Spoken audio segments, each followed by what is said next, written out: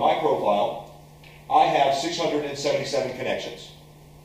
That's not bad. Not great. Not bad. Those 677 connections do not all bring me revenue. They're not all clients of mine. Okay? But those 677 connections link me to 6 million professionals. 5,800,000 and some odd thousand people. In other words, my 677 friends, connections, whatever you want to call them, have other connections, who have other connections. 3 levels. You, directly below you is the people you know, directly below that is the people they know, and the 3rd level connection, the people that they know. If, for example, I wanted to meet Chris Hardy, and I'll tell you what, this is a perfect example, because actually this is how I met Chris. Okay? I'm doing a series of seminars in Greenville. It's going pretty well, having some success. The problem is, I had people from Clemson say to me, Jay, we'd really love for you to do this up here. It's just too far for us to drive to come down to Greenville for these seminars. Can you bring it to the Clemson area? Yeah, I can, but I don't know anybody in Clemson. I mean, I really don't have any connections out that way. Let me see what I can figure out. So I got on LinkedIn, and I typed in Chamber of Commerce, Clemson, and up pops Chris's name.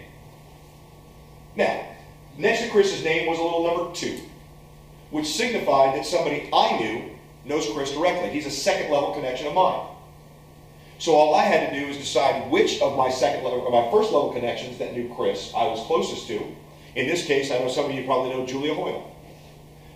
I sent an email directly through LinkedIn. This is all straight through LinkedIn. I never had to leave the page. I sent a message to Julia saying, Julia, I'm doing these seminars at Greenville. Wildly successful so far. Great response. But people at Clemson want me to bring it there, and I don't know anybody out there. I'd like to partner with the Clemson Chamber. Can you introduce me to Chris Hardy? It also gives me the opportunity to write Chris a little note that I'm going to then pass on to Julia and ask her if she would forward it to Chris.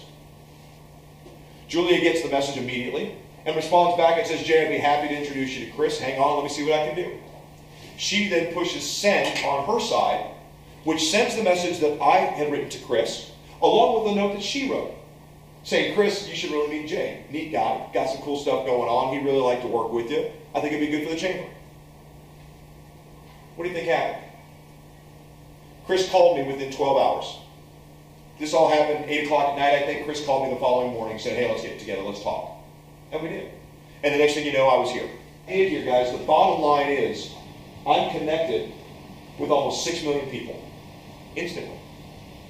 Because I'm connected to 677 people in real life. So if I wanted to meet you, all I've got to do is find somebody who we have in common on LinkedIn to help me create the connection. Make sense?